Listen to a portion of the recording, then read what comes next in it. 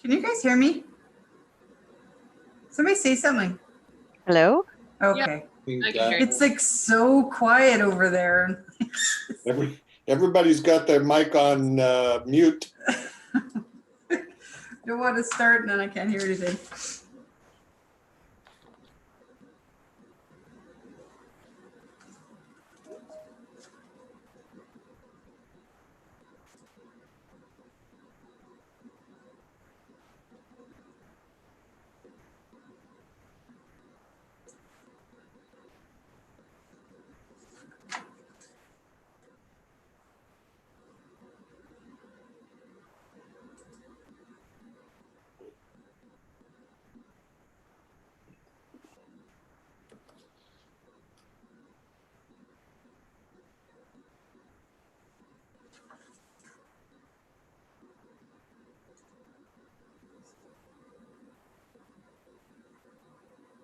So we're still missing Sheena, Jackie, and Natalie. Is that right? I'm here. I was here first. Oh, okay. Oh, there you guys are. Okay. Oh, yeah, there you guys are. Okay. And I think Jackie's calling in from Vernon.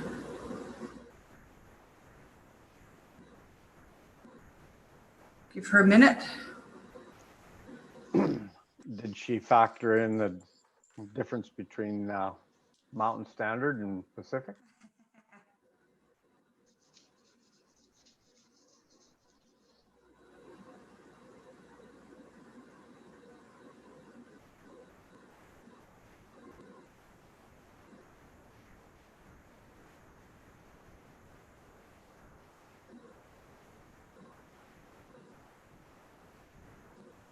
She's there. There's Jackie. Jackie, you got your hair cut.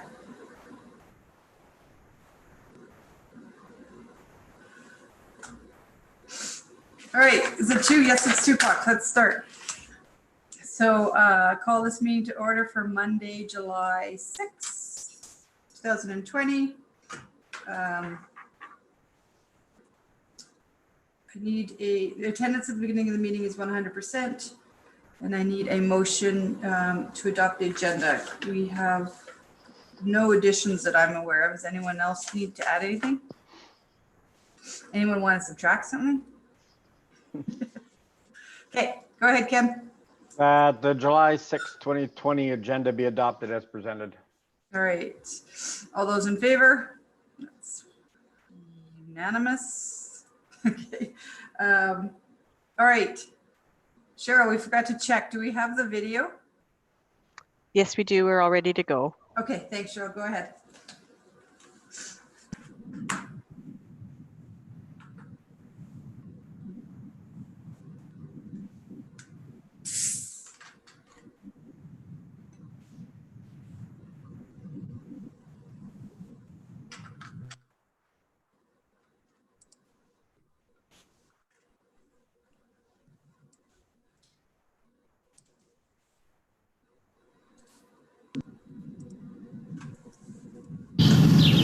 Proclamation about Block Party, launching Block Party Week, and the Proclamation of Good Neighbor Day. But before I start, I just want to say a few thank yous, obviously to Sonora Crest, or Sonora Drive, sorry. And you can tell where I am by the t-shirts. Gary behind me is one of the neighborhood connectors, and he graciously volunteered to do a quick organizing of this filming for us.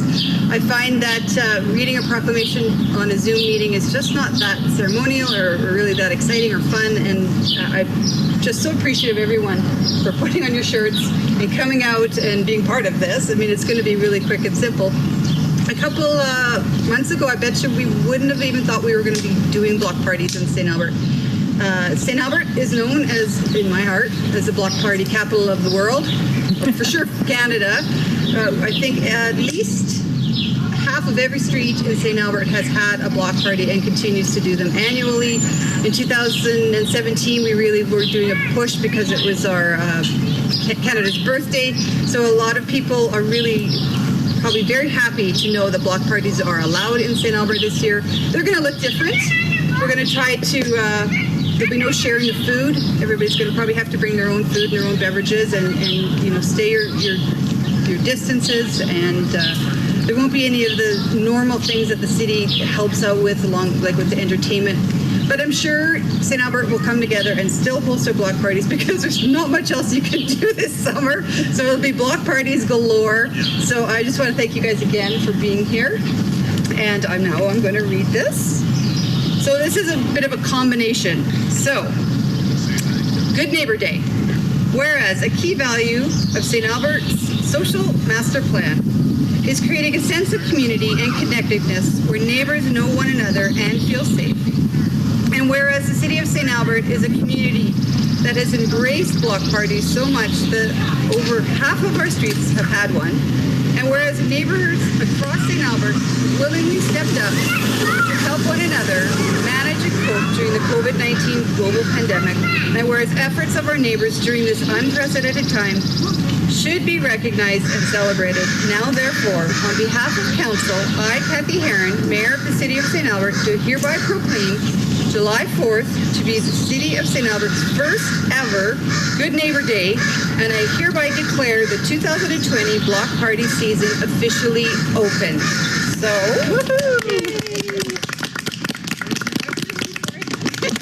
Gary, you want to step up now? Thank you, Cheryl. You couldn't see in the video, right? Because I said, look at what shirts. They all wore shirts that said, "We love Sonora Drive." So they've had multitudes of block parties. So that was fun, and I apologize, everyone. I was actually supposed to play that video last Monday, so it wasn't on the agenda, so we kind of forgot. So we didn't want to forget about it. So there you go. Block party season is open, and Good Neighbor Day has officially been proclaimed for the first time. Any other presentations or announcements from council? We had no registered speakers, so I think we're good there. So I'm going to go straight to skip over 4 because there's no business arising from that, I don't think. Seeing none. Can I have a member of council make the motion for consent agenda? Go ahead, Natalie. That the recommendations in the following agenda reports be approved. 6.1, regular council meeting minutes of June 15th, 2020, and special council meeting minutes of June 22, 2020. 7.2, MAMP application resolution of support. 7.3, time extension request bylaw regarding opt-out flyers. 7.5, 10-year utility RMR capital plan. 7.6, 10-year municipal RMR capital plan. All right, everyone's good with those staying on consent? All right, call for the vote. That is everyone, unanimous. Okay. Moving on, we just did the minutes on consent. Okay, 7.1, is Anthony, Mr. Lake here to talk about the handy bus service hours? Hi, my name is Ettore Aniceto. I'm the manager of Transit Service Delivery. I'm here in place of Anthony. Anthony is away. So it's my privilege and pleasure to present what Anthony would have presented. So what we have before you is a review of the handy bus service hours, and we have a recommendation. And that recommendation is that council further delay the implementation of the extended handy bus service hours associated by the approved motion PM-20-056, moved by Councillor Broadhead, and it read that the Public Works and Transit weekday evening local handy bus service business case be funded for $57,500 within the 2020 budget. And our recommendation is that further, Transit Administration be authorized to implement the extended service hours when the demand increases and is sustained at pre-COVID levels. So the purpose is really to inform council of the significantly reduced ridership on our handy bus services due to the pandemic, and making the extended hours unnecessary at this time because of the absence of demand. And we want to assure council that with the additional monies that were previously approved, administration can implement the extended evening service hours when demand increases sufficiently to warrant it in the future. Some background, the current handy bus ridership is really low in comparison to what it was last year. It continues to decline. We're roughly about 20% of what we were last year. So there's an 80 to 90% drop in ridership since the onset of the COVID-19 pandemic. We do have a few alternatives and some implications for council to consider. We hope that you will approve our recommendation, but the alternatives are, if you do not wish to support the recommendation, then alternative one is implement an extension of the service hours effective at a specific date as determined by council. Alternative two is to completely rescind the motion to approve the extended hours and direct administration to propose a possible extension through a new business case when demand warrants. That is not our preferred alternative, as we already completed the business case. However, it's up to council. Okay, so questions? Go ahead, Councillor Hughes. Thanks. I just had one. Has there been any requests for those extended hours? I know that in general, the service has gone down, but has there been any call-ins or requests asking about those extended hours? No, we have not had any requests. I mean, they currently do not have that service, so they're not missing out on anything, but we have not. We checked and double checked, and we do not have any requests for that extension at the moment. Thank you. Thanks. That's it. I have a quick question. So this might be from Mr. Scoble. So we had a motion for 57,500 for the 2020 operating budget. So is there any chance that we can take some of this and apply it to our deficit? Because we're not spending it, we keep delaying it. I mean, that would be up to council. However, we are monitoring the ridership, and that 57,500, that was based on a prorated amount from, if we were going to implement this service in April, it was prorated from April till the end of the year. So if ridership does pick up at all, maybe come September, we want to be able to have some of that money available. Yeah, I'm not saying we take the entire 57,000, but maybe we need a breakdown of what we would have been spending from April through December, and then now maybe put half of that to the deficit and whatever, Kevin, whatever we can do. No, you could take as much of it as you want and apply against the deficit. Obviously, you know, once it's put back into stabilization or to offset the deficit, then those funds are no longer available. So if we wanted to do a limited pilot and extend it beyond that, we'd have to request more funds or whatever. But certainly you can move any money back towards the deficit that you wish. When would we need to make that decision? Not till December 31st, kind of? Well, I think it would really depend. We'll have to see how things go after the summer when transit gets up, see if the ridership picks up again. But certainly nothing that can't wait for after the summer recess. Okay. But at the same time, if you want to free up funds now, you can do that as well. I'll just make a note and I'll remember. Any other questions? All right, does anyone want to make the motion? Councillor Broadhead, are you okay with delaying this further? This was your, you gonna make the motion? I will, Madam Mayor. Okay. Okay, I move that council further delay the implementation of extended handybus hours associated with the approved motion PM 20-056, moved by Councillor Broadhead, that the Public Works and Transit weekday evening local handybus service business case be funded for 57,500 within the 2020 operating budget. And further, that transit administration be authorized to implement the extended hours of service when demand increases and is sustained at pre-COVID levels. All right, I'll accept that. Councillor Broadhead, do you have anything to add? Yeah, no, I think this is prudent. Here we are in the midst of a significant financial impact of COVID-19, and COVID-19 has impacted the ridership of handybus, just like it has regular transit services and other businesses within our community. And to me, this is a prudent act on part of administration to delay the implementation of the service until it's needed. All right, anyone have anything else to add? Okay, call for the vote. It's unanimous. Okay, thanks, guys. Thank you. Okay, next on the agenda was consent for, I'll read the motions. The council adopt the following resolutions in support of administration's application for a grant from the Federation of Canadian Municipalities Municipal Asset Management Program.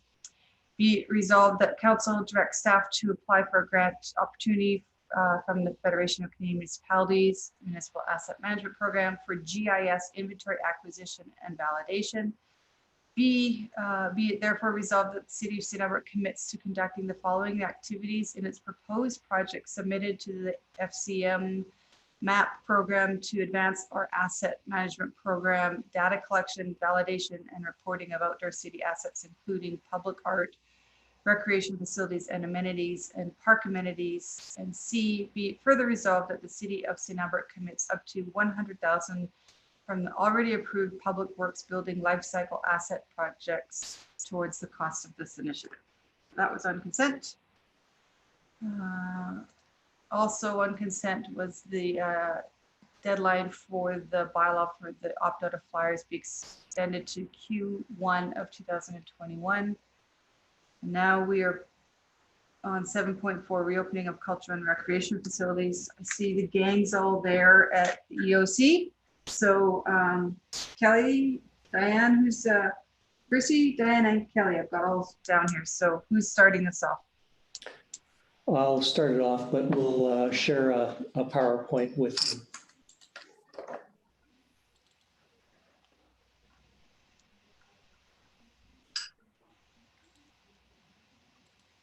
you. So good afternoon, Mayor Herron and members of council.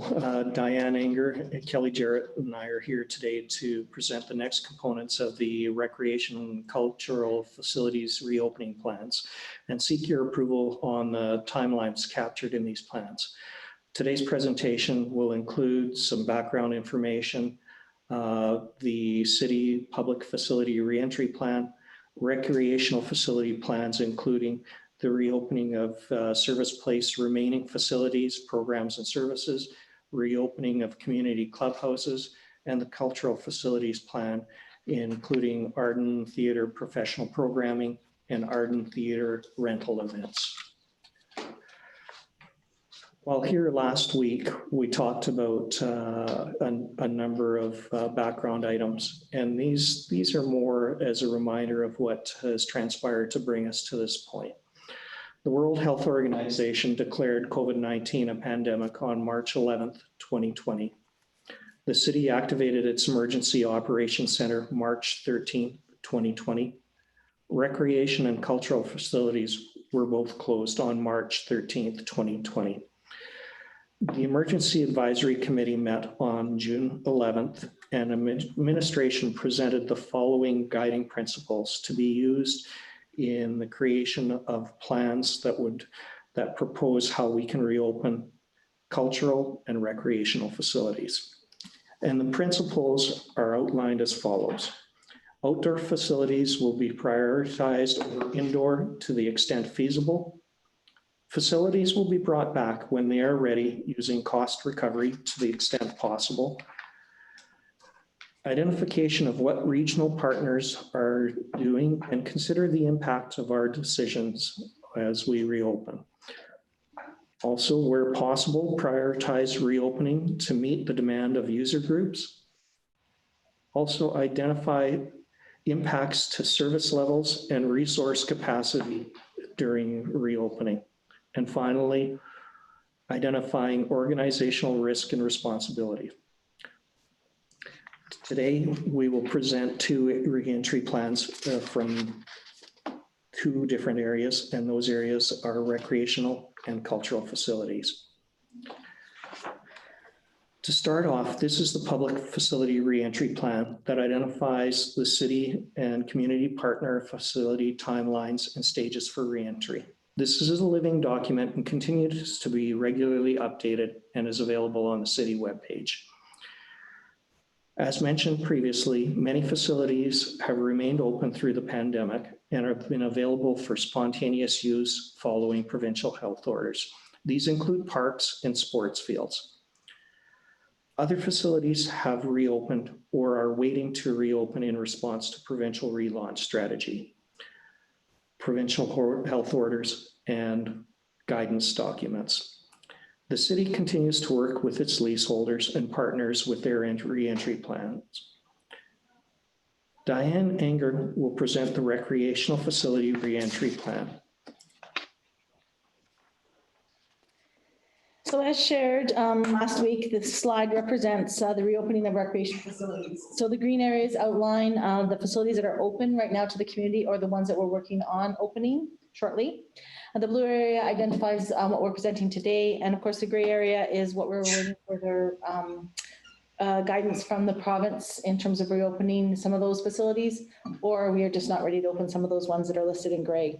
So just a quick update on some of the facility reopening dates. So today, our outdoor sport fields and ball diamonds are available for booked use. Our Woodlands Water Play Park will be reopening on Saturday, July 11th. Service Place Fitness Center, arenas, and field houses will reopen on July 20th, and we are on track for reopening Fountain Park Recreation Center the week of August 2nd to 8th, as well as Aginland Connects Arenas the week of August 9th to 15th. So today, Recreation Parks is here to present the plans for the final stages of recreation facility reopening, which include community clubhouses and the remainder of amenities at Service Place. So we are proposing that community clubhouse reopen the week of August 29th to September 5th. So modified service delivery would include, there would be additional signage at our clubhouses outlining the user expectations and changes based on our provincial guidelines. We would set maximum capacity numbers for space requirements. Users will be required to sign that they understand and comply with the COVID-19 guidelines, and cleaning will be enhanced after every booking. So all health and safety modifications and all COVID operational practices will be in place prior to reopening. There will be no need for staff recall to open these facilities. In terms of risk, it is a low risk as provincial guidelines can be met through our infrastructure modifications and through additional cleaning. And the financial risk is low as these facilities are only operated when booked and within current budget. So administration has set conservative utilization guidelines or targets and proposed to provide a modified service delivery from September to the end of the year with expenses at $18,000 and revenues at $3,000. So the community clubhouses are utilized primarily by our local community groups, such as guides and scouts, and these groups will be reliant on these spaces for their programming in the fall.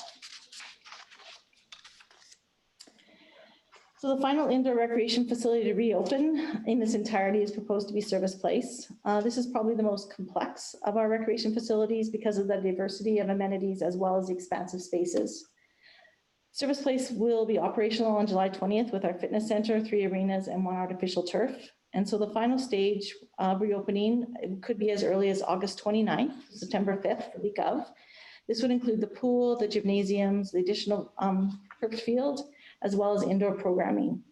This will align with the start of the fall sports season and our typical increase in utilization. So based on provincial guidelines for recreation facilities, the operation of Service Place will look quite different to the community from the services that they had received pre-COVID. Some of the things that they'll see that will be different will be our facility infrastructure will be revised to meet COVID-19 guidelines, including sneeze guards, removals of tables and chairs, signage, directional signage, arrows on the floor. There will be lineups in terms of spacing between distancing. Staff may be masked or actually distanced in their engagement. Facility usage will be booked, planned, and structured as opposed to spontaneous use. Facilities will align to the sport and recreation offering and not so much the social or gathering experience that people have enjoyed at Service Place. There may be reduced hours of operation to accommodate our enhanced cleaning. So as provincial guidelines change and relax, our service delivery will adapt and will ramp up to meet the demands in the community. All life cycle and maintenance work has been completed at Service Place, including the ammonia ice plant upgrades as well. All health and safety modifications will be completed, and all COVID operational practices will be in place prior to its opening to the public. In order to operate this facility for the 2020 season, casual and permanent staff will need to be recalled. However, permanent staff will take on some previous casual staff duties to reduce expenses where appropriate. In terms of risk from a staff and public perspective, it is a low to medium risk for public and staff as provincial guidelines can be met to enhance safety, and infrastructure modifications can be put in place, such as hand sanitization stations, signage, those kinds of things. The facility reopening is a high risk from a financial perspective, as pools are always more costly to operate than other recreation facilities, and in addition to the additional cleaning requirements. Financial viability will also depend on the readiness of the public to return to the facility, which is still unknown. So based on the modified service delivery of Service Place, revenue is conservatively estimated at 1.6 million from reopening to the end of the year.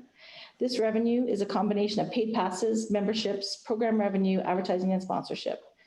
So we would see registered program revenue conservatively. We based the budget on a 30% capacity for the fall season. Membership revenue is based on signed membership agreements that would be reactivated at time of reopening, with projections growing month over month. Admission and rental revenue reflects a gradual increase with expectations to reach 100% within 12 months of opening. Expenses are estimated at 2.9 million for reopening to the end of the year. These costs include all costs to operate the facility, from staff, equipment, materials, supplies, utilities, and all expenses to operate the facility, as well as any additional costs related to COVID-19 requirements. Some operational expenses have been reduced to correspond and with the decreased utilization as well.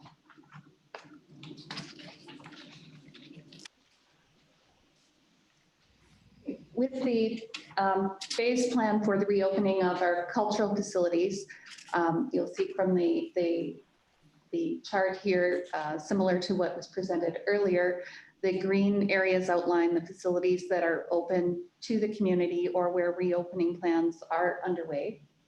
The blue areas highlight where we are looking for direction today from you.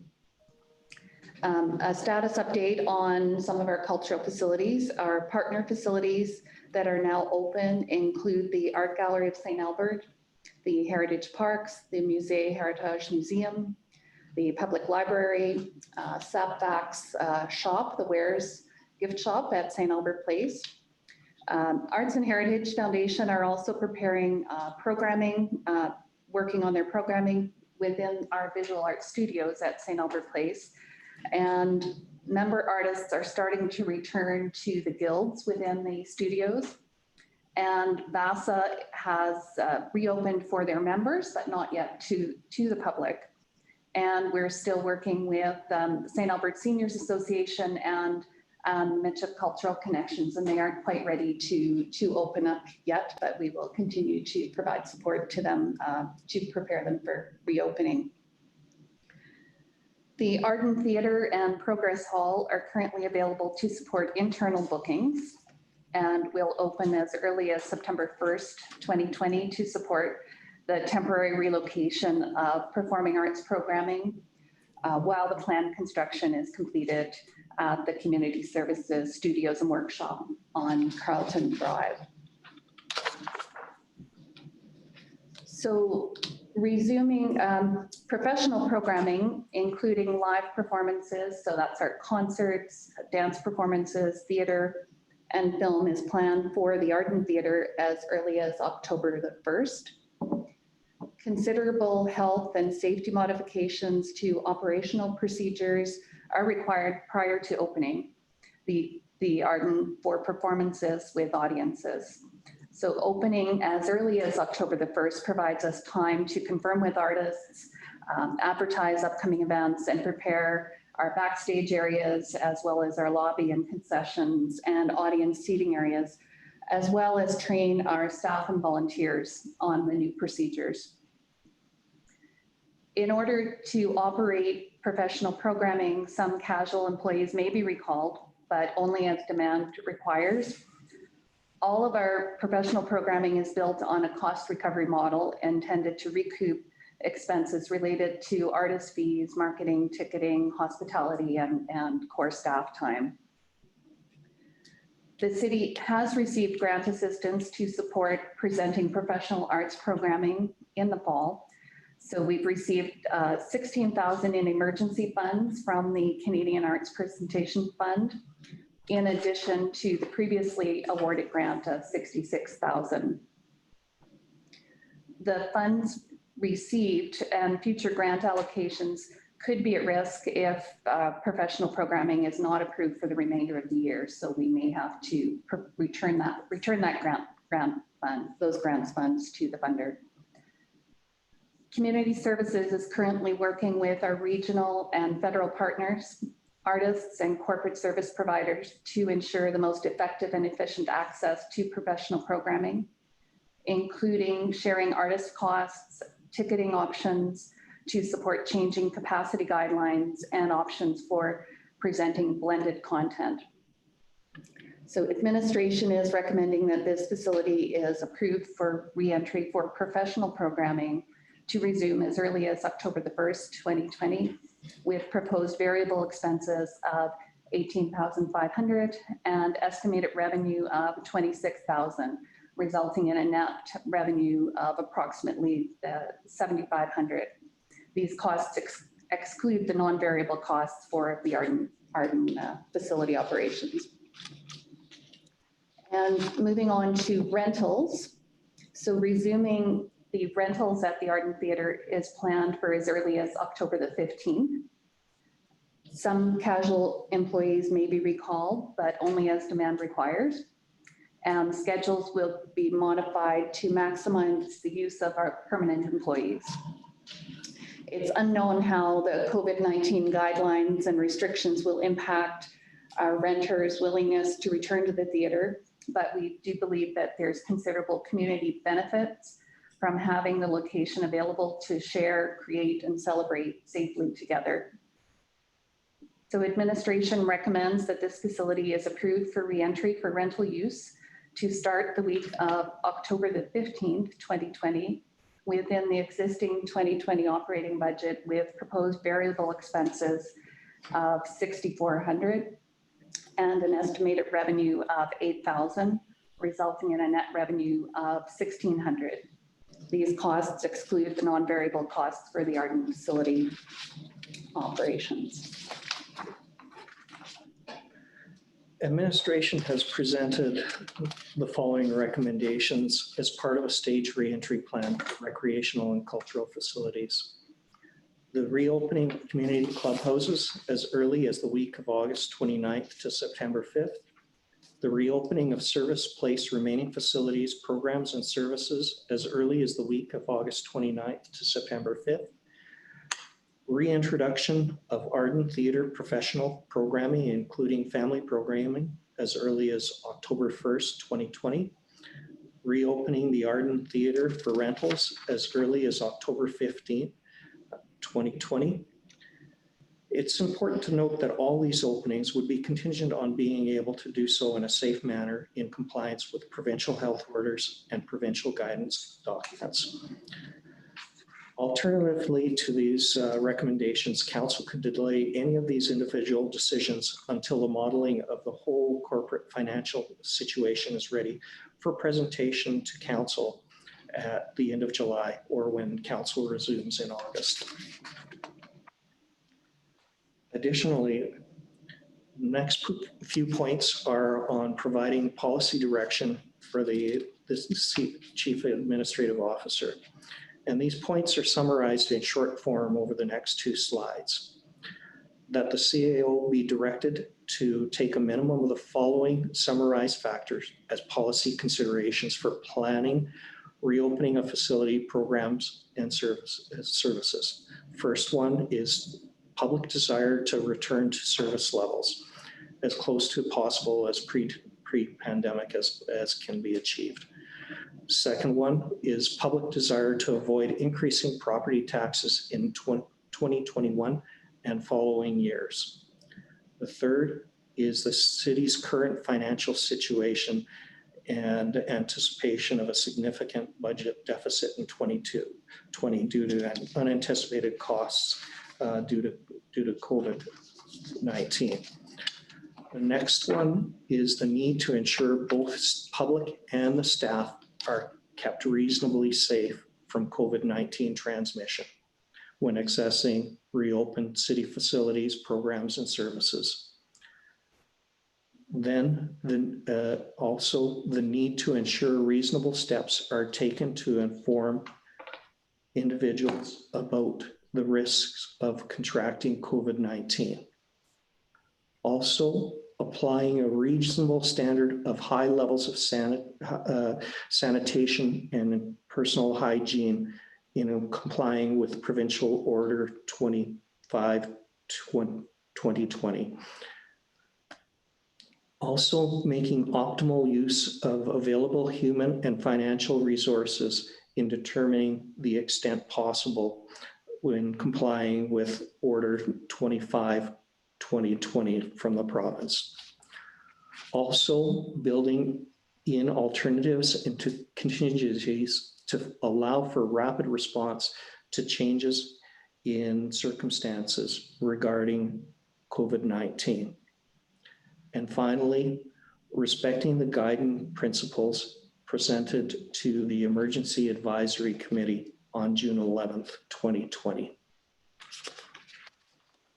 We'd like to open our presentation for questions, and we'll try and answer as best as we can. Okay, so both Diane and Kelly had suggested that you were looking for direction on opening dates for some facilities, yet I feel like you've given us recommendations for those dates. Is that correct?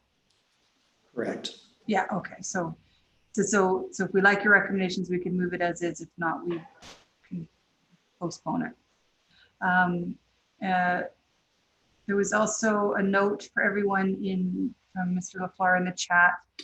The very last bullet under recommendation 3 indicates that the Emergency Advisory Committee had endorsed those guiding principles, but they had just been presented to. So I think Councillor Mackay has already said he would make this recommendation. So when you get there, there's just slight change of wording. And then I only had one quick question. Under number 3 recommendation, the 4th bullet, the very top of page 35, it says the need to ensure that both the public and city staff are kept reasonably safe. And maybe this is a question for Mr. LaFleur. As soon as you put the word reasonably in there, that made me feel like that there was okay with a bit of a margin of error of safety. And I would love to take the word reasonable out, but is it in there for legal reasons? Yes, sorry, I'll put my video on here. Yes, Mayor Heron and councilors, it is in there for legal reasons, and here's why. The courts right up to and including Supreme Court of Canada have made it clear that in cases like this, and I'm thinking, for example, the litigation that came out of the SARS and out of West Nile virus, they've made it clear that municipalities are not expected to achieve perfection when it comes to this sort of an infection, which was not their fault, which they didn't bring into their own facilities. And therefore, if you're able to do the best you can with the resources you have and achieve a reasonable level of safety, you would be immune from liability if someone, heaven forbid, should fall sick. So the word reasonably is in there for a reason, and it is to recognize what the law is around municipal corporations and municipal liability in these kinds of circumstances. All right, to me, if you look at our website, it says that this city's priority is the health, safety, and well-being of our resident staff and visitors. So to me, it's always been the #1 priority, and we weren't going to take any risks, but you've explained it very well, and we can keep the word reasonable in there. But I think I would like to publicly say we're doing our best, and it's still our #1 priority. Question, I saw Councillor Mackay's hand go up, and then Councillor Broadhead, and then Councillor Jolly. Thanks. That gave me time to unmute.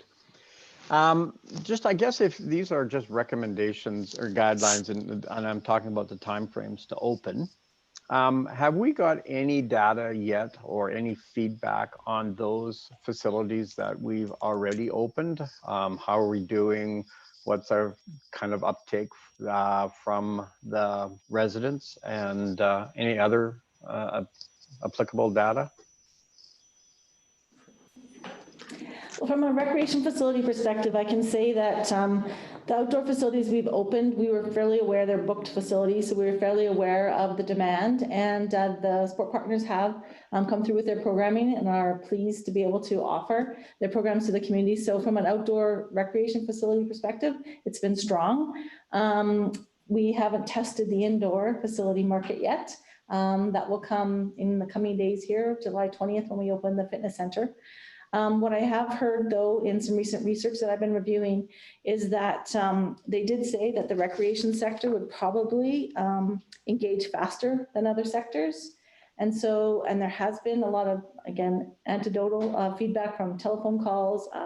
We've opened our outdoor fitness programming with really strong participation rates. So what we have heard is people are fatigued with the current situation and are looking to get back to what they call the real life. So people are looking to engage with people as opposed to virtually online. Okay. Thanks. Was there a follow-up? I'm sorry, maybe did I cut somebody off? Yeah.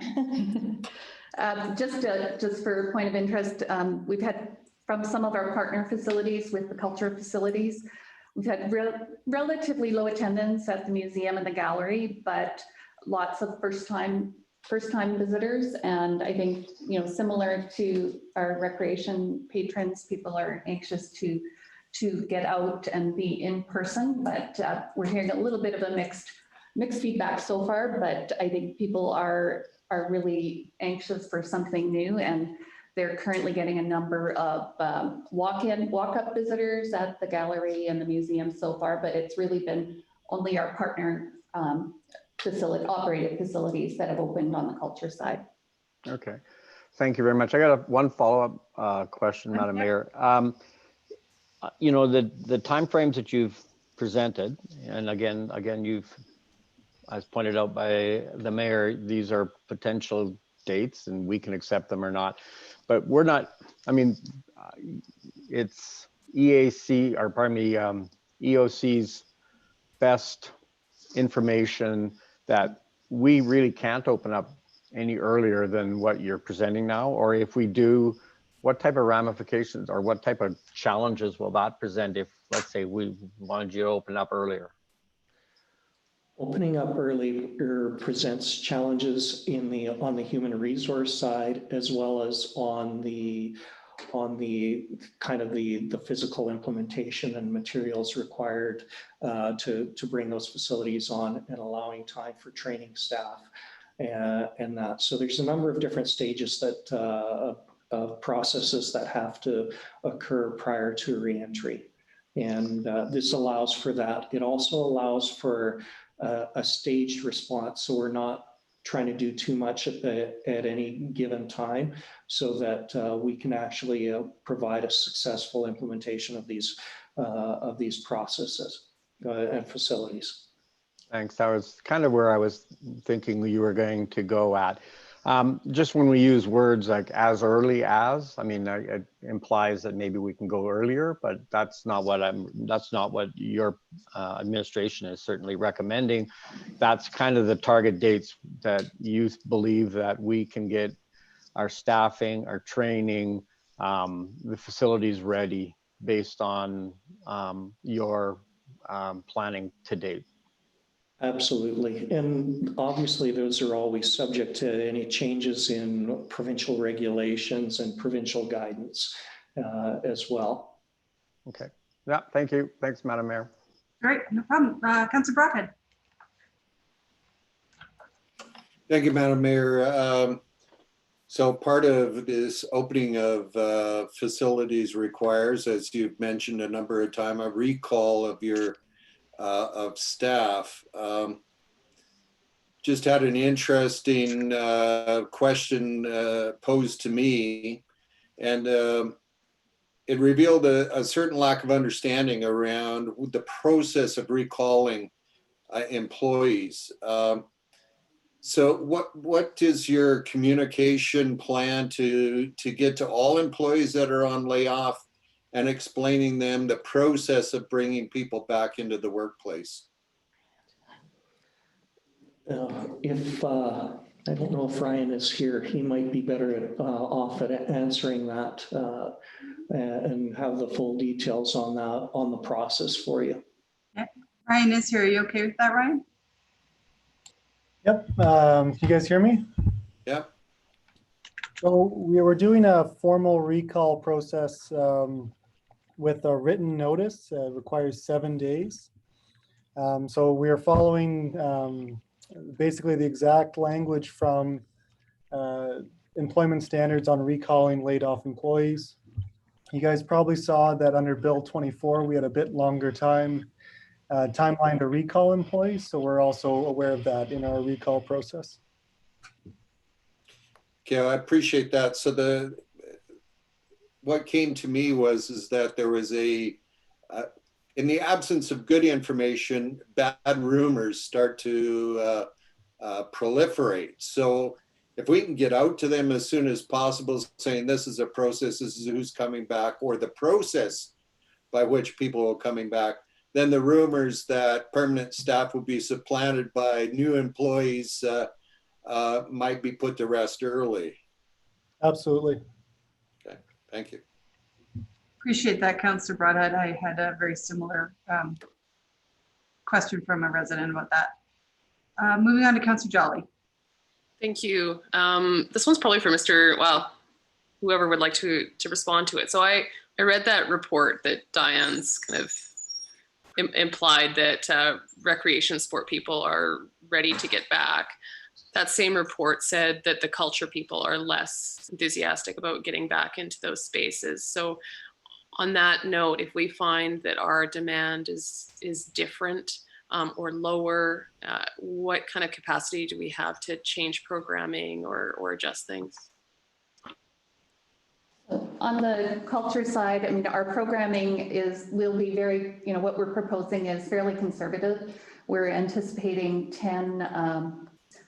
programming 10 on the professional programming side, and we're budgeting approximately 10 on the rental side. So our seating capacity is just to add 100. So we're doing a blended approach. So we would have some options available for people to attend in person, and those who are maybe not so comfortable coming in person right away can still participate virtually. So we're looking at a blended model. So our budgeting for the individual shows that's done on a cost recovery basis would include a certain percentage of in-person and a certain percentage of ticket sales for virtual ticket. So we've got a fair bit of flexibility there. Okay, thank you. And you'd say the same kind of thing, Diane, for the rec facilities. If we're seeing more demand for one program, how flexible are we? Right. So it's going to be really important to what they're calling in our new world pivot. So we're going to have to adapt and pivot as we see demand change. So if we've set a lesson, a certain number of swim lessons, and we're finding there's demand in other swim categories, we're going to have to adapt and respond. Also, to Percy's point about the stage reentry, we're going to learn a lot by opening Fountain Park first, and we'll hopefully be able to adapt as we open up Service Place Aquatics area. So what we've learned, we're going to apply as we open up additional facilities. Opening up the fitness center first, we'll be able to get that group of people that we know are committed and are pretty passionate about our facilities. We'll be able to understand how they're wanting to come back, and hopefully then learn from that and adapt as we open up the other amenities. Okay, thank you. That's great. And just to confirm, the Arden and Clubhouse rentals, those are kind of being delayed a little bit longer just because we don't expect the demand to be there. Is that right? So from a Clubhouse perspective, we usually don't have a lot of bookings over the summer. It's usually our own programming that's in there. In the fall is when it wraps up with our community organizations booking those facilities. So the opening of Clubhouses is aligning with demand, current or what we anticipate to be demand and trending in the community. Okay, that's great. My last question is kind of about that third motion about policy direction. So Are we kind of continuing to offer programming for, people with varying abilities? I've had specific questions from quite a few people about swimming lessons for kids with disabilities. Are those something that we're still committed to? Yes, that is actually a CI that we're just responding to as well, that we'll share with all of council. So as we move forward and we have limited capacity, we are looking at what we can offer in terms of specifically swim lessons or other kinds of programming. So specifically with special needs swim lessons, we have looked at including the special needs. They are always welcome to be included into our mainstream programming. They would need to come with a caregiver, but they are always welcome to be a part of that. Right now, just based on pool capacity, we're not looking to run private lessons. We're trying to provide as much, as many opportunities for as many people as we can at this point. But as, again, provincial guidelines relax, and we can offer more programming, we will definitely look to offer our full complement of programming. So I guess I'm a little bit concerned about that in terms of the private lessons. Is there opportunity to have those lessons in at a time of day that's not in as high demand? Like just to make sure that we're making those a priority? Because I know, that there might be some times where the leisure pool is fully utilized, but the small pool isn't, or vice versa. If that makes sense. So absolutely, we want to try and meet everybody's needs. When a time we're having to prioritize where our focus and energy will go. We're trying to provide the most opportunity. To your point, if we can provide potentially in a quieter time, or once we get open and we know what the user patterns are, if there is opportunity to provide, we would. Again, we're looking to bring all of our services back in line as quickly as we can. Okay, thank you. That's all I have. Awesome. Okay, Councillor Hanson and then Councillor Hughes. Thank you, Madam Mayor. Thanks for the presentation, and I'm just following up on the community clubhouse piece. Those clubhouses are used for so many different things, including things like yoga classes for independent teachers and things like that. So how are we going to, I'm guessing there's going to be some restrictions about what can and cannot be programmed in those clubhouses, and how are we going to work with the communities to send out a communication messages to the, the wider narrow range of activities available. So our clubhouses are, you're right, there's many different organizations that use them for many different purposes. There are a lot of meetings and kinds of activities that can be held in the clubhouse that will not be restricted based on the COVID guidelines. It will be more around numbers, and it goes to speak to the guidelines around cohort. So if you are attending a program based on coming with your cohort, then the distancing and some of the program restrictions are lifted. So we'll work with our groups, whether it's guides or scouts or some of those groups that have many programs, to ensure that they understand the guidelines and that they are able to still provide their program within the provincial guidelines. I guess then I would just say, and is there any necessity to share that in the broader sense, or is it just to those individual groups that we will be communicating to? Well, we absolutely will be communicating it to those groups that currently book with us, or that we will be looking to start their bookings into the fall. We can provide some broader communication, and I think Council brought this up last week, how important communication is going to be to the community. In all of this, the community is going to want to know what's changed, how do I access facilities, what's different.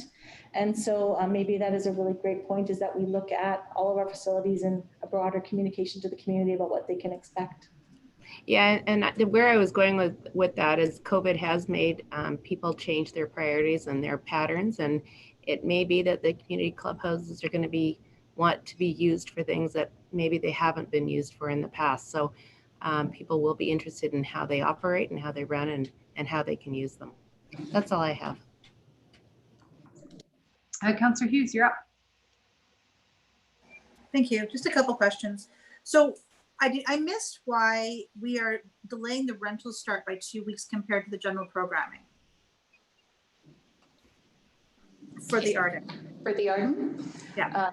Similarly to the clubhouses, we generally ramp up with our rentals kind of later in the fall. And the 2-week delay allows us to open with our own programming first to ensure that we've got all of those processes in place in terms of operations before we bring in outside rentals. So it's our own programming. So we had just opted to stagger that to ensure that we have time to make sure that we've got everything tested and it's working well and that we're as prepared as we can be.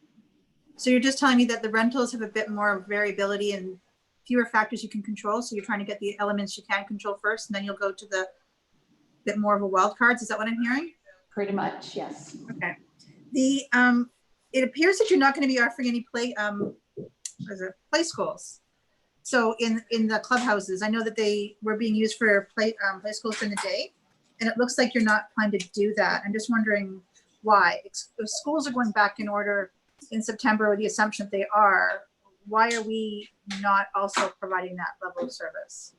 So what we found over the last several years is the trend has really declined in terms of our preschool program offering in the community. There's a myriad of preschool programs being offered out there. And so we felt there was a bit of duplication in the service delivery we were providing. So there was not a lot of, wasn't a strong uptake in those programs.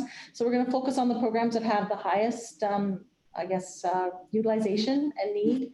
If there is strong demand in the community, and if for some reason preschools are not opening in the fall for various reasons, we could look to definitely program that. But right now we were focusing on those high utilization programs. So basically it's just a revenue rationale. Well, partly revenue, but also I guess demand from the community. Yeah. And again, there are a lot of preschools in the community, so we didn't want to compete. Okay. The other question, I know that you were predicting like a 30% less in the membership revenue or more than that. And you said it was due, and so some of it was due to limitation restrictions and some are due to, you think, decreased expectation for demand. I'm just wondering, what is the percentage-ish, if you don't have the numbers, of due to the limitation restrictions? Because we had that limitation of that 100 per area and all that. Is that why we're expecting the revenue to drop? Or is it mostly because you're expecting people to still not want to be indoors in the fall? From a program perspective, it is definitely in terms of limitation of space because of the distancing we have to have in our program spaces. So that's where the 30% comes from, as well as some readiness to return, but mostly around the space configuration.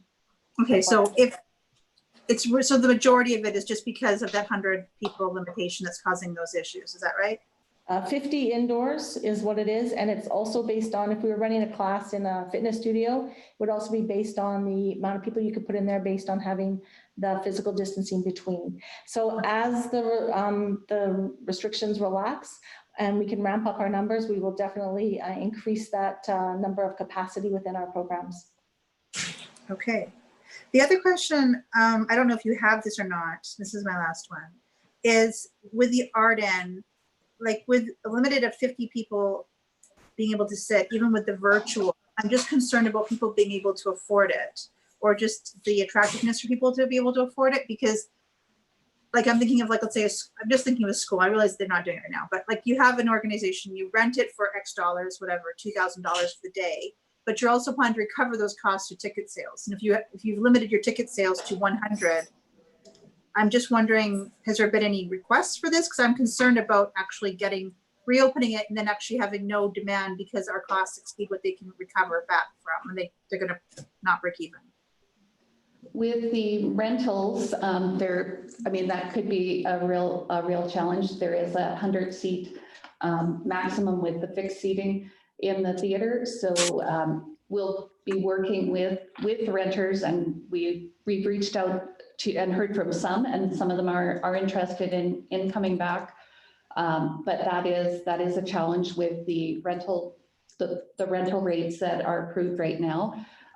Reaching out to some of our neighboring communities and other regional venues, they are maintaining their existing rental rates for the time being. So, which is what we have identified as well. With the professional programming, with the budgeting, we're focusing on smaller scale performances. So we're looking at regional and local artists that would be at a lower price. So it keeps our ticket prices a little bit lower. and make sure that it's accessible to public to attend. So we're still making up the lineup for the professional series, and I'm guessing. We are, but we're looking at more local artists. Okay. Yeah, and I would just suggest that if it looks like the demand is not what we were hoping it to be, even by September, that maybe this should come back to council to discuss whether or not it's economically a good decision to continue. I mean, I think we should put it forward to see what happens, but if the rental rates are too high or there just isn't the demand as a result of it, then I think we need to come back and have that discussion. So I'm just suggesting that might be something on our radar the next few months. That's all the questions. Thank you. All right. Any further questions? All right. So Councillor Mackay had said he would move the motion, and then Councillor Jolly has an amendment. So I'm going to get Councillor Mackay to read it. Can I just ask if that's friendly? Yeah, then, well, why don't we get him to read the motion, then you read what you would like to add so everybody can hear it. And then if Councillor Mackay says it's friendly, we'll just throw it in on the end. Okay, so Councillor Mackay, why don't you read what was presented to us? Yeah, not a problem. Yeah, I just, Mr. LaFleur just sent another email as well, and just to be aware of that. When I volunteered, I didn't realize there was this long, so get comfortable, everyone. That the following recreational facilities program services are approved for reopening to the public during the indicated time periods. Service place remaining facilities, programs, and services that had not been previously reopened as early as August 29 to September 5th, 2020. Community clubhouses as early as August 29th, September 5th, 2020. Number two, that the following cultural facilities, programs, services are approved for reopening to the public during the indicated time periods. Arden Theatre professional programming, including family programming, as early as October 1st, 2020. Arden Theatre rental events as early as October 15th, 2020. That number three, that the CAO is directed to take into account at a minimum the following factors that council considers to be important policy and governance considerations when instructing administration on preparation of plans for reopening the full range of municipal facilities, programs, and services that were closed during the initial stages of the COVID-19 pandemic. First bullet, public desire for a return to service levels as close as possible to pre-pandemic as soon as can reasonably be achieved. Public desire to avoid increasing property taxes in 2021 and following years while the economic impact of the pandemic continues to put the livelihoods of many of our residents and the viability of many of our businesses at risk. The city's current financial situation, including the probability that the city will face a significant budget deficit in 2020 due to unanticipated costs and diminished revenues associated with the pandemic response, and the need to ensure that the amount of that deficit carried forward to 2021 is minimized. The need to ensure that both the public and city staff are kept reasonably safe from the risk of COVID-19 transmission when accessing a reopened city facilities, programs, and services. The need to ensure that reasonable steps are taken to inform all persons who access or are considering accessing a reopened city facilities, programs, and services of the risks of contracting the COVID-19 virus and of steps each person individually can take to minimize that risk. Applying a reasonable and achievable standard of high levels of sanitation and personal hygiene in complying with Section 4, subsection C of the Chief Medical Officer Health Order 25/2020 when formulating and implementing plans for reopening city facilities, programs, and services, making optimal use of available human and financial resources when determining the extent possible in complying with Section 4, subsection D of Order 25/2020. Building in alternatives and contingencies to allow for flexible and rapid response to changes in circumstances, including without limitation, any material changes to reported rates of COVID-19 infections, particularly in Alberta and in the Edmonton area specifically. Respecting the guiding principles for reopening recreational and cultural facilities presented to the Emergency Advisory Committee at its meeting on June 11th, 2020. And do you want me to read in Councillor No, I'll let Jolly's Councillor piece? Jolly do it. Yeah. All right. So we got the right wording on that last bullet? Yeah. Yes. Okay. All right. I'm going to just go to Councillor Jolly before I accept that. You want to read in what you would like to add? Yeah, I'd just like to add kind of to the end of those bullet points that, or the City of St. Albert's commitment to universal accessibility and enabling persons with varying abilities and ages to access programming. So just adding that to the list of factors that are important in those decisions. Okay. Councillor Mackay, is that a friendly addition? Yeah, I think I was trying, as Councillor Jolly was said it earlier, I was trying to see if we could work it in here somewhere, but yeah, I think it's I believe it's friendly. I mean, for sure. Okay, excellent. All right, I'll accept that motion with that addition and I'll let you go into your opening comments. Thank you. I needed a drink of water after that. Yeah, I know, exactly. But not much that I want to add in opening comments other than what's being presented really by administration is a roadmap. Some of the significant challenges from an operational and financial impact that is going to happen as we try to reintroduce our service delivery in our recreation and cultural facilities.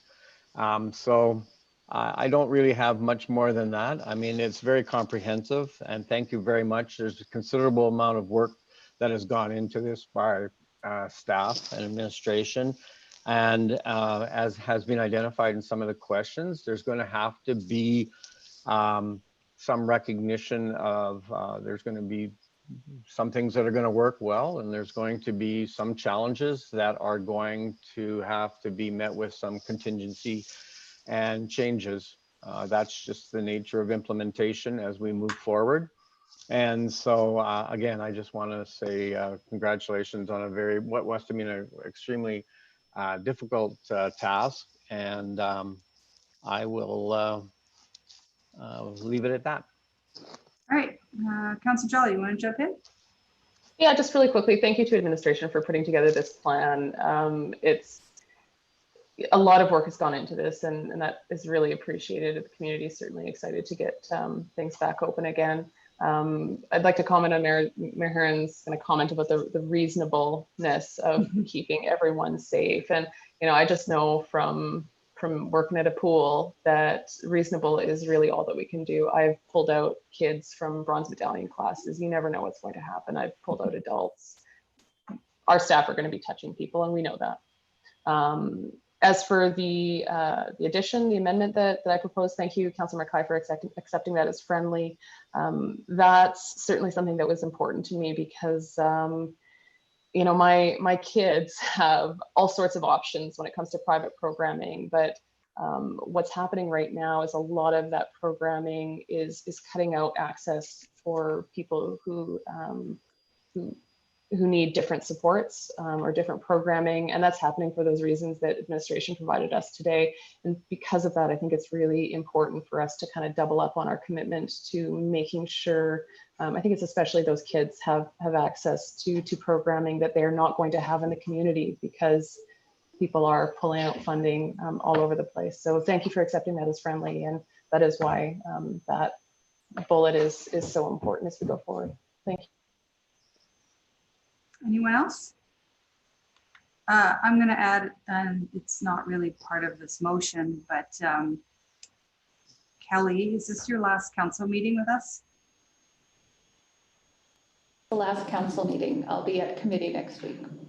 Well, I think we probably all as a council should just thank you for many, many years of service to the city of St. Albert. You will really, really be missed. Not just in the culture department, but I see you everywhere at the farmer's market, at every community event that you pop. So you've really made St. Albert your home, and St. Albert will really miss you when you're gone. So thank you for everything, Kelly. Thank you. Councilor Mackay to close. Yeah, thank you. Thank you Yeah, I'm very much, crying Kelly. Yeah, thank you very much, you for recognizing that. I appreciate that, Kelly, for everything you've done in your preparation of this. The only other thing that I would add in relation to closing is, you know, March 13th, that's when we closed everything down, and we had no idea how long it was going to be closed down. I mean, we thought it could be weeks. We thought it could be potentially months, which hopefully it's going to be, but here we are now where we're actually looking at bringing forward a staged approach to reopening our facilities. And again, I want to just say, as we try to return to some kind of state of normalcy, this will go a long way to accomplishing that. So that's all I have, Madam Mayor. All right, I'm going to call for the vote. All those in favor? I think that's unanimous. Okay. Slowly getting back to normal. 7.5 was on consent. Let me pull it up. Here it is. The next two are about our RMR plans. So 7.5 was the 10-year utility RMR capital plan provided as an attachment to the July 6, 2020 agenda report titled 10-year utility RMR capital plan be approved, and that the following postponed motion be approved. So this would be PM 21002, that the 2021 utility municipal capital budget of 11 capital RMR projects be funded in the amount of $19,127,000.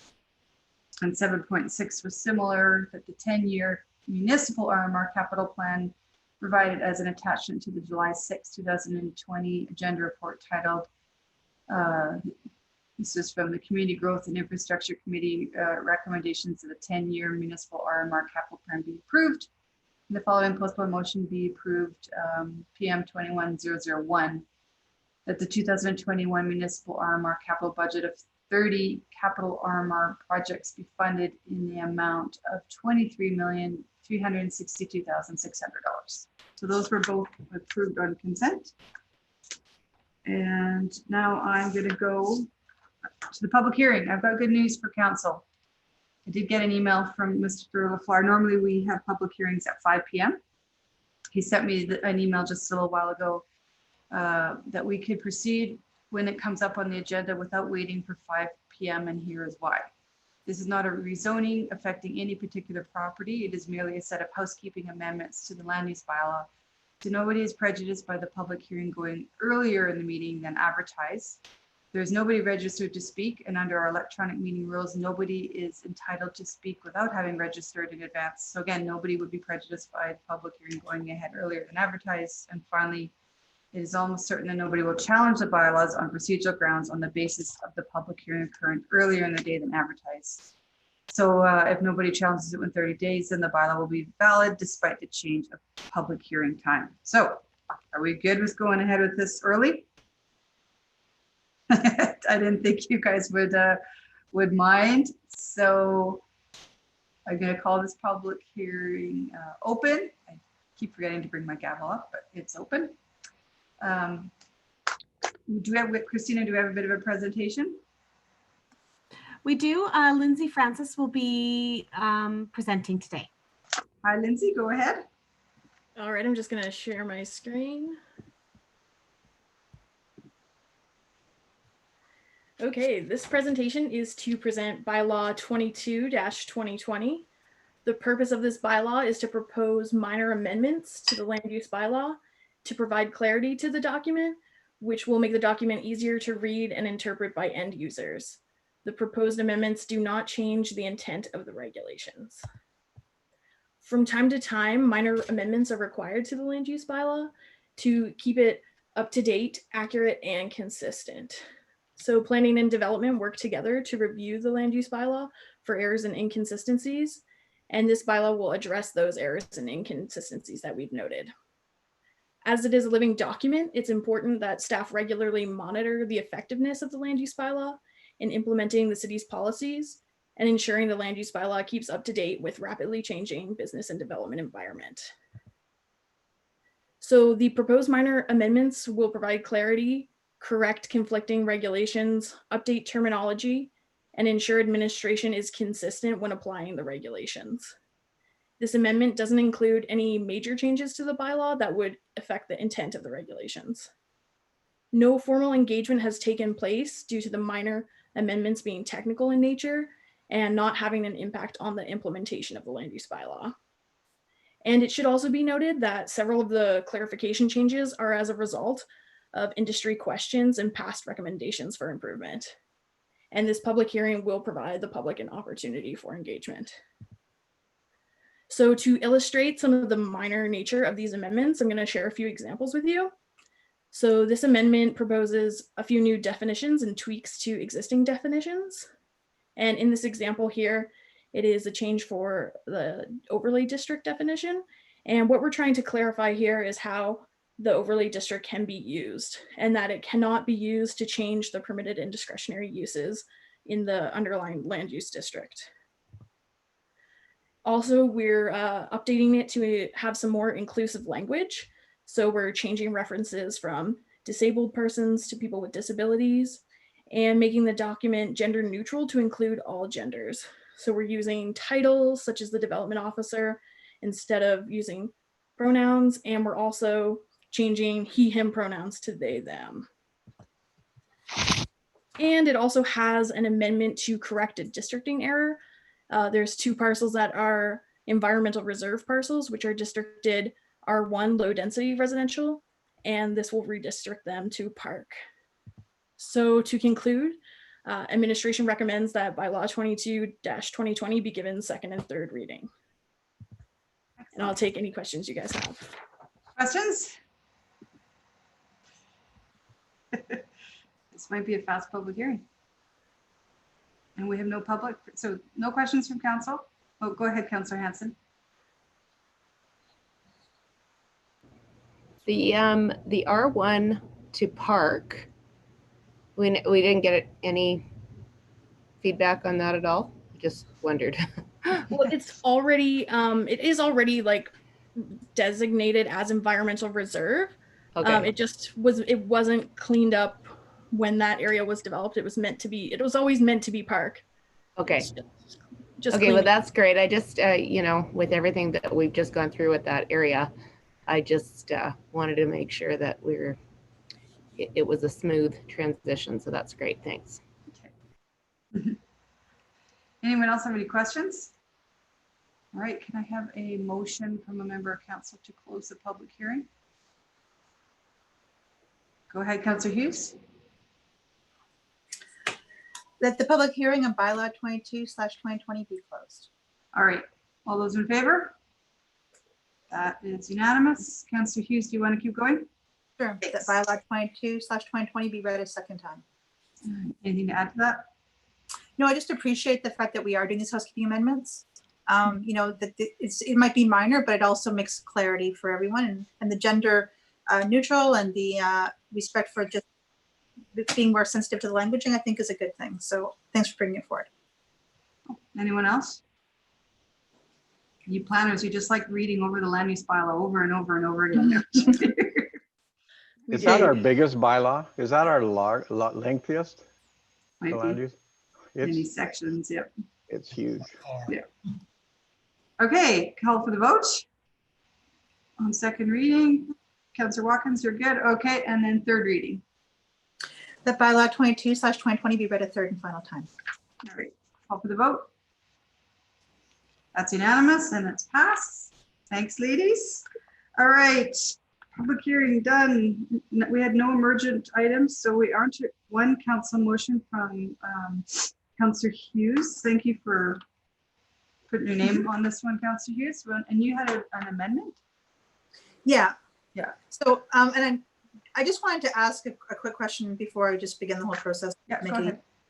So in the background there, it was mentioned about how we could do the, I just have 15 different tabs open here, the self-certification system that Edmonton's using. And I'm just wondering, have they had any issues at all by doing that? Because it's almost kind of like an honor system, it sounded to me. So have they had any issues to date with that, or does it seem to be going pretty well? I don't know who I'm talking to. Who's presenting on, or who can answer a question on the development permits?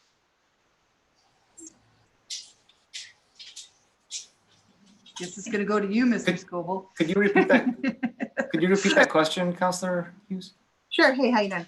Haven't seen you for a while. So I'm just wondering, the recommendation in the background was to do a self-certification system, so it costs us less money to administer it. And has there been any issues with Edmonton doing it to date, or has it been going pretty well? Do you know anything about that?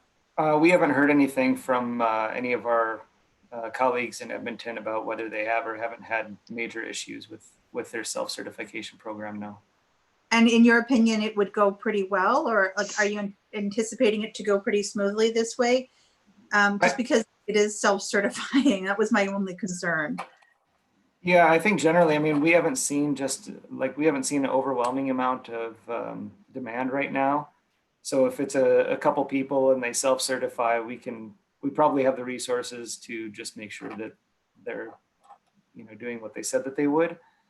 The whole intent of it, and I kind of, in the response, I tried to weigh it both ways, because there's been such little take up on patio expansion. Maybe it doesn't overwhelm us, but I guess the concern was, what if there was, and then we're spending a lot of time and resources on a permit that doesn't have a fee associated, and meanwhile other people are applying and paying fees and things like that. So I would generally assume that people would, if they say that, they have if they can provide their landowner authorization and they have their certification of insurance, I would assume that they would do those things and meet the requirements, yes. Okay, so in your opinion, it would be safer just to do the self-certification than to risk having too many applications to process? Because we can go either way here. I'm just trying to figure out what's going to work best for everybody. In your opinion, is the self-certification is not a tremendous risk? I guess what I'm asking. I think that the applicants are already assuming the risk by going through the process if we follow a model similar to Edmonton. So I think that we would be fine to go that route at least. And then if there is issues, we could always bring it back to council, but I don't anticipate a lot of issues. Okay, thank you. That's all the questions I have. Okay, I'll bring it forward. Read the motion how you want it. Are we asking questions of administration right now? I thought there wasn't no more questions. I missed you, Councillor Mackay. Sorry. Go ahead. Sorry, Councillor Hughes, I apologize for interrupting. Just while we had Adrian there, I guess, part of this whole process was to speed up the process or engage it a little bit, as well as being financially less of an impact on our businesses. But I'm wondering, under the land use bylaw, it does say that you have to notify all of the other surrounding properties within 30 meters, and then there's 21 days. Is there any way that can be waived, or is there a way, because I'm already looking at it, we're already into July. Is there a chance that if a applicant came to planning and said, here's the list of all the properties within 30 meters of me, I already talked to them, they have no problems, here's their names, here's their contact, would that suffice? And then somebody in reverse, and I'm looking to Councillor Watkins, because I think this was one of his ideas on another development, but is there somewhere where that would suffice for the land use bylaws perspective, so that an establishment wouldn't have to wait out another month almost? Yeah, so the 21-day period, that's for discretionary uses. So I see this step as being the next step in allowing or enabling permitted uses to expand patios without many hiccups and without much red tape. But the discretionary uses, we talked about this at the very beginning. We would need to either do some sort of land use bylaw amendments or some sort of notwithstanding clause related to COVID is my understanding of it. The MGA kind of regulates what we can and can't do for our noticing for discretionary uses. So I think from that perspective, you can still address a number of the, or a certain amount of the interest, but it's still not going to take care of particularly drinking establishments, and then in certain zones, restaurants with more than 50 people seating capacity. Yeah, I guess you're right. I'm just trying to look around it. I know it was discretionary, but I'm just trying to say, because I mean, like you've identified in the background, or any amendments to land use bylaw would take 6 to 8 more weeks, right? If we were trying to look at discretionary. I don't know. I'm just trying to look at ideas that would move this along expeditiously if there was an applicant. Yeah, I don't know if David has anything else to add on that, but that's my understanding. No, I agree with Adrian. There's no way around it. If you do anything in this area, you have got to amend the land use bylaw. Okay. That's just the only way to do it. All right, thanks. Good thinking. All right, any more questions? Okay, Councillor Hughes, go ahead. Okay, so that the 21-day advance notice period for notice of motion be waived in accordance with section 23.8 of the procedure bylaw 3/2018. All right, I'll accept that motion. Anything to add? You know, just that it was about timeliness. We became aware of this last week, and if we were to wait and do the proper notice, it would be August before we could actually take action. So it was now or never. Call for the vote on the waiving. Waive if you're okay with waiving. All right. Okay, now read the motion how you'd like it, Councillor Hughes. Okay, that the 20. Sorry, makes my mouse spin the wrong way. That for the 20. Okay, that for 2020. The city waived temporary development fees for patio licensing on private property using a self-certification system. All right. Okay, accept that motion. Go ahead. So we received feedback from the chamber talking about just how they were hoping to have the same level of treatment for private property as it happened on city property. And this year we are waiving it on city property. And I know that when we had this discussion on city property, there was several people that brought up how we wanted to have it to be fairer, how, you know, we didn't want to have it just limiting to the businesses that happen to be on city property. So this is a way for us to be able to try to level the playing field for restaurants that are hoping to do pop-up patios but happen to be on private property. And this and using the self-certification system is what we were just discussing, which administration feels confident it would be the easiest, most cost-effective way to do it, and they're not expecting to have any issues with that. And they definitely have parameters around it which they have to meet to be able to do it. So this is just a way for us to try to become a bit more business friendly and level playing field for everybody. So that way, hopefully other businesses can also be able to expand outside of the indoor situation. And because they have that limited capacity indoors, this actually opens up a large number of potential additional seating because they don't have that same restrictions outside. So let's just hope for the best. That's it. Right. Anything anyone else wants to add? Go ahead, Councillor Jolly. Yeah, I would agree that this is great levels of playing field. There are no restrictions kind of in terms of seating in restaurants anymore. So this will just expand the ability for businesses to add seats, which is great for them. So thank you for bringing this forth. That's all I have. Yeah, I think we were doing a roundtable at the Recovery Task Force meeting about a week and a half ago, and the Chamber of Commerce brought this up, and we thought this doesn't seem fair. We need to level the playing field, as everyone said. So that kind of demonstrates the power of the Recovery Task Force and this council to move things as fast as we possibly can. We'll just highlight that it's a temporary waiving of the fees. Honestly, when the email went around, I think I sent out an email. I think all of you responded within about 5 minutes, and I got a volunteer to make the motion. This is the way the speed of government could work sometimes, but at the same time, I know Adrian probably had to scramble to write this nice backgrounder. So thank you for that, and thank you for legal and everybody reviewing it, because this was a very short turnaround. So thanks to everyone on that side. Nothing further.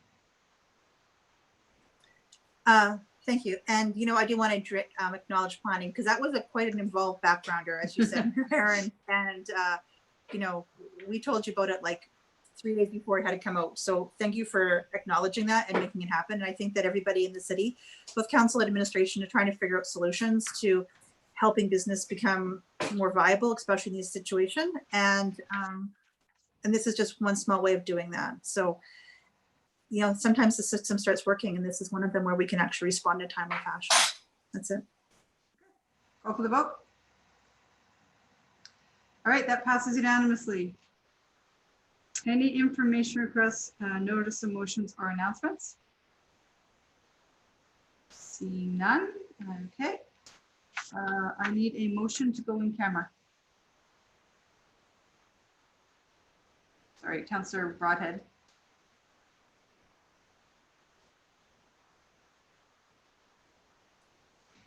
Thank you, Madam Mayor. I move that council move in camera to discuss a matter pursuant to section 24(1)(a) of the Freedom of Information and Protection of Privacy Act. All right. I don't know if anything is going to come out of this publicly, but I'm not 100% certain. So David, do you want to keep the Zoom meeting open just in case? Sorry, we had discussed this earlier. I don't think anything would come out of it. So I don't think we really do need to keep the Zoom meeting open. I always get nervous when it's open if somebody might, inadvertently. Yeah. Okay. All right. Let's leave this meeting and we'll reconvene on Teams. But it's already 3:30. Why don't we take a 15-minute little health break and then meet in on Teams? Okay. So 3:45. Did we vote? Did we vote? Oh, I remember that. Okay, we're in camera. Thank you.